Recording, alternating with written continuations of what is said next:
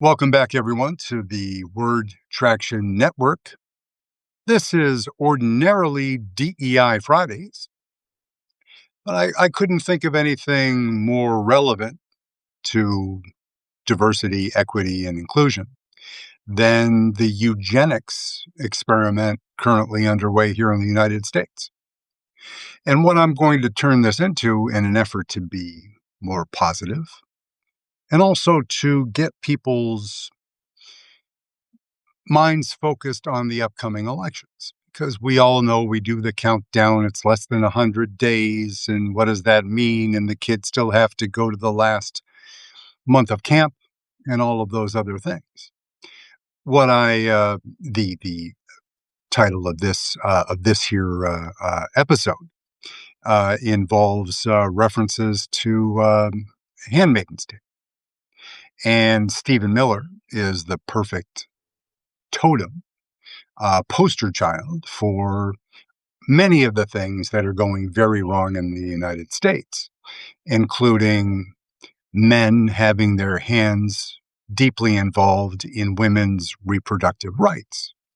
Sure, it's the Supreme Court, but if you're thinking about the dark guiding theologian that's constantly reminding Donald Trump what he needs to do to keep his MAGA base engaged, it's Stephen Miller, the special assistant to whatever the fuck.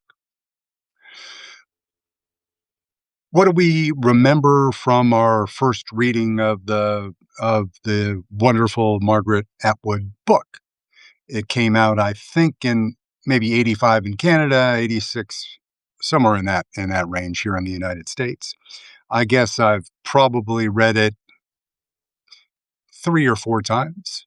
The last 2 times at Trump 1.0 and Trump 2.0, just as a reminder that that truth is often stranger than fiction.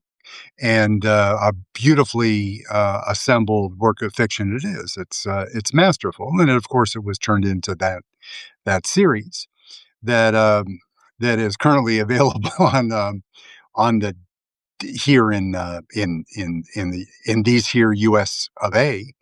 On the Disney Plus slash Hulu platform. I'm not a subscriber, Disney for obvious reasons, but the current CEO at Disney is doing some pretty fantastic things, punching back at Brendan and Donald on a regular basis. So I've given him props before.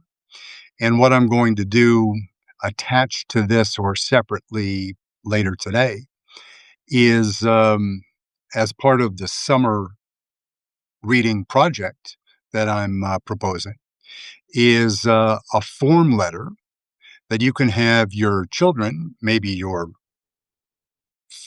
your proper superior double X variety children in particular, write a letter, what a concept, to Disney. And I thought it would be a nice gesture and also probably a pretty valuable and appropriate trigger to the Trump administration. What if Disney decided to, in cooperation with Margaret, I was going to say the estate of Margaret Atwood, but I'm not trying to expedite her demise. What if they made Handmaid's Tale free, like a promo, and we could get more of our the people that will just be coming of voting, who will just reach legal voting age in 2028.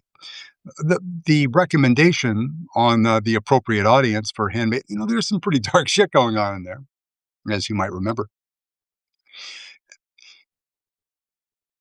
It's recommended for audiences 16 and over, which just gets us into that range. I would say, as a bad father of the double X variety, I would say I'd leak back to 14 or maybe even 12 because it's the world, it's the information flow, the news feeds, the social media of everything and all, that I would say that it's appropriate to show that.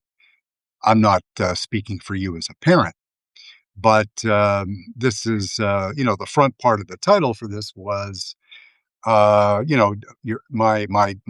Devos in 9 months. That is Stephen Miller. It's eugenics. It is Pastor Pete's pastor, Mr. Wilson, who is of that crowd that thinks that women shouldn't vote. Like, what, you gals out there shouldn't really worry your pretty little heads with the whole voting thing. We vote as a family around here in these parts, in Idaho, wherever the fuck. So just leave the vote to the man of the house. And you guys, you take care of the kids, make more of them with more alacrity. And we have all of these black and brown people streaming over the border, which of course isn't happening and wasn't happening before in any unreasonable amount historically. But this is the pastor saying we need more white Christian folk, not more humans, not about the workforce. It's about populating the churches so people like Pastor Wilson can indoctrinate these youngins in Sunday school and have a more resilient white Christian nationalist bulwark, which is appropriate in a way. The never Trump folks that are actually leaning more towards Republican causes, that might be an appropriate use of the term. But let's do this. For as summer winds down, we feel we have closer to a month instead of 3 weeks. We always think of it as the end of August, but it's Labor Day, and Labor Day is late this year, etc. But why don't we all have a reread of Handmaid's Tale, or watch the series, and then we'll reassemble and have an episode. I don't promise to have the author on this platform, but it doesn't mean I'm not going to try. Or maybe what I'll do is instead of somebody that dreamed of being an English professor, maybe I'll have an actual English professor, or at least somebody with a PhD. I've got somebody in mind that is very powerfully an adamant advocate for women's rights, and talk about it in more detail. Because you don't. I can do the eugenics. I can do the white supremacy. I can do the Fourth Reich under Stephen Miller part. I'm good with all of that. But to not have a proper double X perspective on the subject to give the most value to a highly valued audience of subscribers, then I owe it to you. So why don't we all do this? We put up our little hand, and hopefully bigger hand than Donald J. Trump,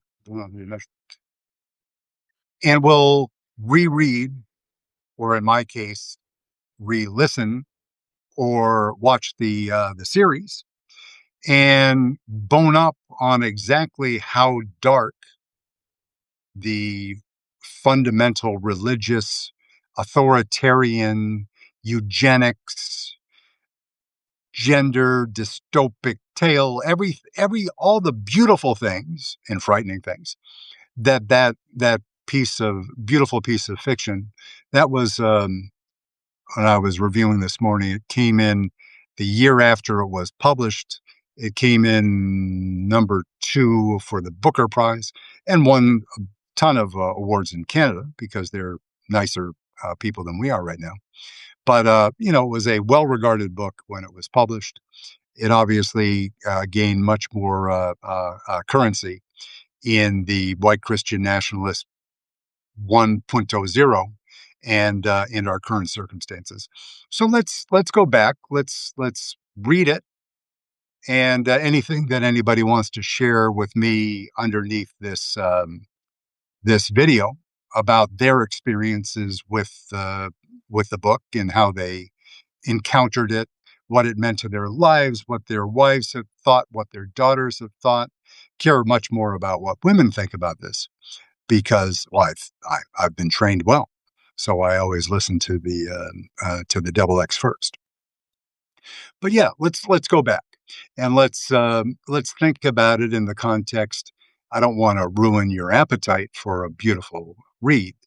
So putting the idea of I did an absurdist tale, a written absurdist tale, I think kind of right when I got on Substack about a year ago, that was talked about a very dark picture involving Stephen Miller, remarkably, and what that meant for newly arrived children of Black and brown parents in the United States.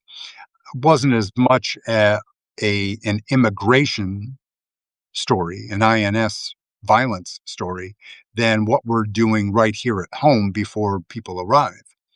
And it was, I'm going to find that and I'm going to republish it. I don't know that it was what it was worthy of republication, but I'm going to do it anyways because I can. But I'd ask you to think about your experiences with the beautiful book, what it meant to you. I'm going to ask you to reread it, re-experience it in whatever format you care to, and because I'm going to hit on it, but not for a few weeks. I'm going to give grace to end of summer, other shit to do. But I think my goal is, and I'm going to post about this letter. Like, well, I give a copy of the letter that I send to the CEO of Disney.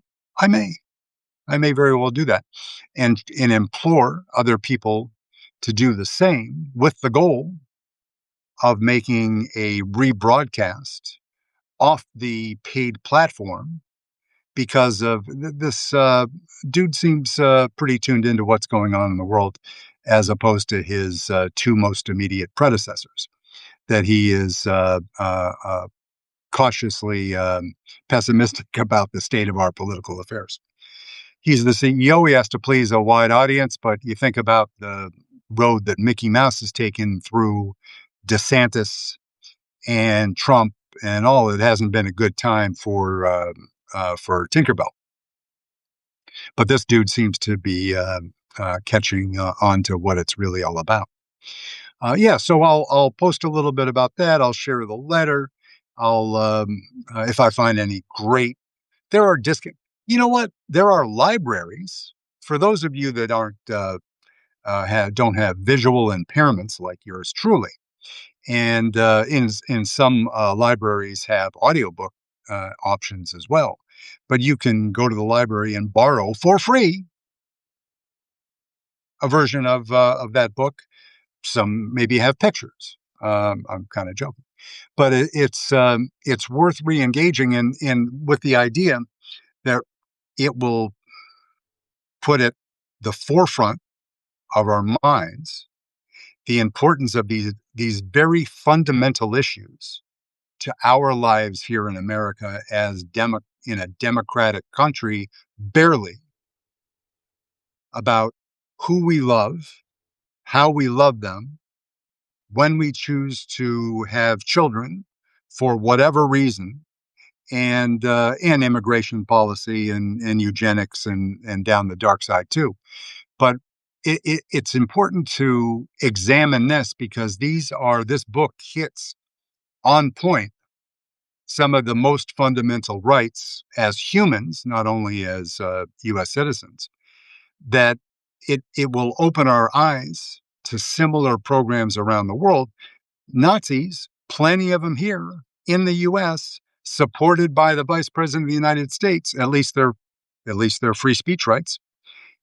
But it didn't start here. Obviously, Germany had a part to play in that entire post Weimar, etc. But it can happen anywhere. It is happening here to us, not down the street, not near, not just over the hill in the dell or farmer in the hill, or whatever the fuck that is. It matters. It matters now, and it matters for the midterm election. So bringing this subject up if you could inspire a child, a nephew and niece, an auntie, any other, particularly voters, if you encounter anybody in your life and you don't feel uncomfortable making a suggestion, I mean, oh, I just reread Margaret. I just reread Margaret Atwood's wonderful book, and then just kind of wait for guidance. Like, well, I've heard about it, but I've never read it before. I said, oh, you know what? It would give me such pleasure. Can I gift you a copy of the book? Oh, you suffer from the same disease as this guy, the Jethro I can't see. Yeah, okay. I'll get you the audiobook on a platform. I'll download audiobooks.com, which is not Amazon, not Jeff Bezos, and it's actually owned by a conglomerate, but in a Northern European healthy sense. Not like the guys that are trying to strong arm Ben and Jerry, but a socially conscious conglomerate, if that's not contradictory terms. Anyway, so I'm going to do my best to get you to want to gift this book to a whole bunch of people ahead of the election, to your kids, to your mom, to your grandma, to your dad, to whoever will take your recommendation, and talk a little bit about it yourself, because it's a great vehicle to being blessed by a wonderful literary work that is instructive about our current time. Of course, there's dark. The darkness is every day live 24/7 now in the Trump administration. So why not get the message delivered in a more productive and artful way? And that message may linger with people that are heading to the polls and they're like, fuck me. This is going on right down the street now. Nobody in the Republican Party deserves my vote because they are supporting terrorism against our own citizens in our own country, and they're killing people. That should be bad. That's part of the golden rule thing. You want to talk about doing your devotions. Don't kill people, regardless of their color, for with the only motivation for carrying out a task that puts you in that sort of conflict is fulfilling a quota of a failed fucking game show host. Context, right? That's what this is. Quota, Stephen Miller, failed game show host, declining Russian asset. That's where we are. So we can vote our way out of it. Right? And that's now, and that's again in 2 years. So yeah, that's the book. I'll do a little texting, tweeting with a little more info about the address to send a letter, who writes letters, then anymore, make an exception. It's a fucking stamp. Just do it. Because if he receives a few hundred letters suggesting, I'm going to put it together in a prettier package and get it on Twitter and other forums. But yeah, so thank you. I'm going to try to disengage gracefully, and more to follow on this. Get the book or get the series and watch it, read it, enjoy it, and love your thoughts. And thank you very much for your time.